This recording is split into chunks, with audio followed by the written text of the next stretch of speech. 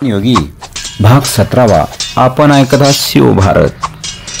उन्हाळा तसा लाल महालाचा मुक्काम खेडबाराच्या वाड्यात हल्ला. राज जिजाऊसाहेबा दादोजी यांच्या खेडबाराच्या मुक्कामाबरोबर खेडबारे गजबजून गेलं.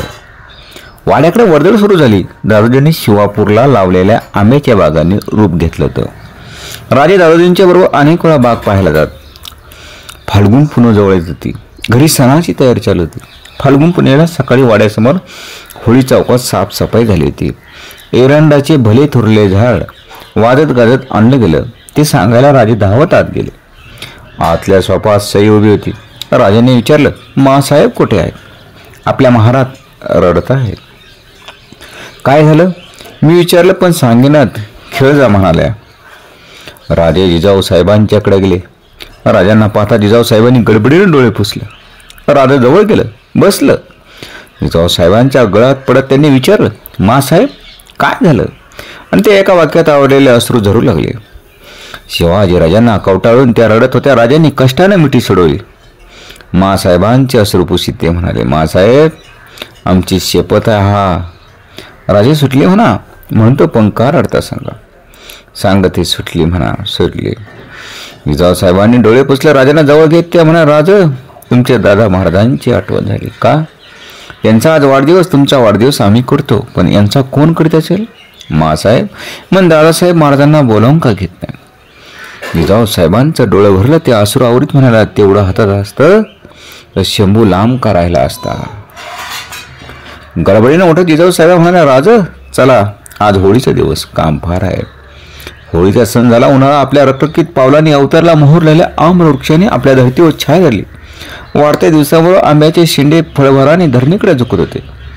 दादोजी 2 प्रहरच्या वेळी शहापूरच्या आमराईतून फिरत होते. आंब्याच्या डेरदार झाडांनी बाग सजली होती. कुठेतरी आंब्याला तुरळक आंबे लटकत होते. 5-6 वर्षांच्या परिश्रमाचं सार्थक झाल्यासारखं वाटत होतं. नुकतीच आळी केलेली ती झाडं समाधानाने पाहत दादोजी जात होते. पाठीमागून कृष्णाजी पंत चालत होते. दादा मग कृष्णाजी लवकर फळं धरली. पण याचं श्रेय तुम्हाला. शिवापूरला, शहापूरला, जिजापूरला तुम्ही चांगल्या बागा वसवल्या. महाराणावर नंदनवन केले. थोरल्या महाराजांना आंबे फार आवडतात. जेव्हा महाराज येतील तेव्हा दुसऱ्या कशाला नसेल तर या बागांसाठी माझे पाठ थोपडते. पंत ऊन पार आहे की वेळही पुष्कळ झाला. हो ना पडतोया. पंतवळे आंबरायबरोबर घोडी उभी होती. जात असता अचानक पंतांचे पाऊल थबकलं. एक राजसांबा झाडावर हाताच्या उंचीवर डोलत होता. पिवळसर छटा आंब्यावर उमटली होती. नकळत पंतांचा हातून चावला. यांनी तो आंबा तोडला. आंब्याचा वास पंतांनी घेतला. आंबा पाहत असता यांचे हास्य मावळले.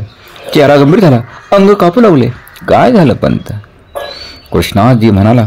रागाने आंबा भिरकावून देत पंत उद्गारले, केवढा मी असंयमी, केवढा पापी, धिक्कार असो. पंत पुटपुटत तरतरा पावले टाकीत जात होते. कृष्णाजी पंतांना काही कळत नव्हतं, समजत नव्हतं. कृष्णाजी पंतांच्याकडे न पाहता दादोजींनी घोड्यावरती मान टाकले, टाच मारले. घोडं उधळलं. वाड्यात जाताना देखील पंत कुणाशी बोलले नाहीत. वाड्याच्या मागे आपल्या निवासस्थानी ते निघून गेले. जिजाऊसाहेब आपल्या महालात झोपल्या होत्या. शेजारी सईबाई साहेबा बसल्या होत्या. पावलांच्या आवाजाने जिजाऊसाहेबा जाग आली. घाबऱ्या झालेल्या गंगाबाई आत आल्या. जिजाऊसाहेबांना त्या म्हणाल्या, राणीसाहेब चला, हे कसंच करायला लागलेत. काय झालं? गडबडीने उठत जिजाऊसाहेबा म्हणाल्या. भ्रमिष्ठासारखे करताय. शिवापूरला बागेत गेले होते, तेथून आले. ते तलवार उपसून हात तोडायला बसले. वेळीच आवरलं म्हणून बरं वाईट आपल्यालाच बोलून घेत आहेत. कुणाशी काय बोलत नाही. रडणं पडणं चालू आहे. गंगाबाईच्या बरोबर जिजाऊसाहेबा धावल्या. मागोमाग सईबाई होत्या. तवर शिवाजीराजे आले. सारे पंतांच्या निवासस्थानी गेले. खोली माणसांनी भरली होती. जिजाऊसाहेब राजांना पाहता सारे बाहेर आले. जिजाऊसाहेब आत गेल्या. आतलं दृश्य निराळच होतं. पंतांच्या दंडाला दोघांनी धरलं होतं. कोपऱ्यात तलवार पडली. पंत धापा टाकीत होते. पंतांनी नजर वर केली आणि मासाहेबांना पाहताच ते म्हणे, मासाहेब पंतांना पुढं बोला ना. रडू लागले. मासाहेबांनी मागं वळून पाहिलं. भीतीने गारटलेले राजे सईबाई उभे होते. मासाहेब म्हणा, राजे सई तुम्ही वाड्यात जा, इथं कुणी राहू नका. शेणात सारे पांगले. पंतांना धरलेल्यांना जिजाऊसाहेबा म्हणाल्या, पंतांना सोडा आणि बाहेर जा. दोघं उठून गेले. गंगाबाई पंतांच्या शेजारी बसल्या. जिजाऊसाहेबा जवळ जात म्हणाल्या, पंत काय झालं? कशासाठी हात रागा? काय झालं? हाताची पंजे पुढे करीत पंताने, मासाहेब या हाताला विचारा. आणि पंताने उजवा हात ताड ताड कपाळा मारून पंत जिजाऊसाहेब ओरडल्या, मासाहेब हा दादोजी चांडा आहे, आज त्यानं चोरी केली. चोरी? होय मायसाहेब, त्यानं ताडण ह्या हाताला झालंच पाहिजे. बुद्धी फिरली, खाल्ल्या अनावर उलटला. म्हणत दादोजी तलवारीकडे वळलं. दादोजी थांबा, काय झालं ते सांगितल्या खरीच रेस भरी पुढे सरकू नका. काय सांगू मासाहेब, कोणत्या तोंडानं सांगू?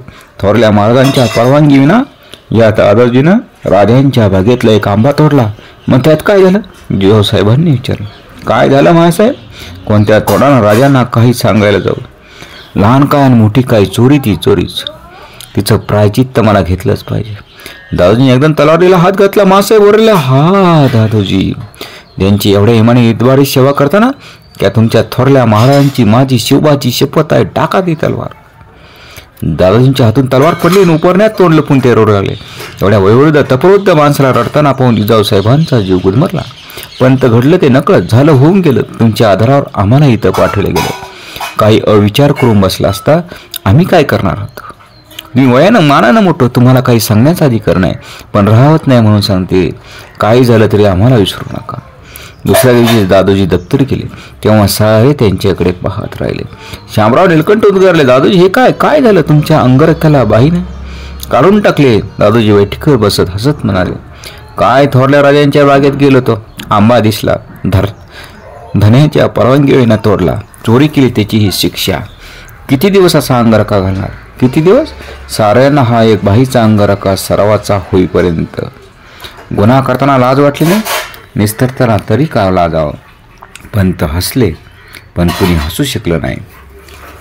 खरंच कसे होता हा मावळा दादोजींचा, छत्रपती शहाजीराजांचा हा मावळा दादोजी कोंडदेव. किती ती निष्ठा! एक आंबा तोडला तर हात तोडायला स्वतःच्याच हाताने हात तोडत होते. किती ही निष्ठा! तेव्हा तर कुठं हे स्वराज्य उभं राहिलं. जय भवानी, जय शिवराय.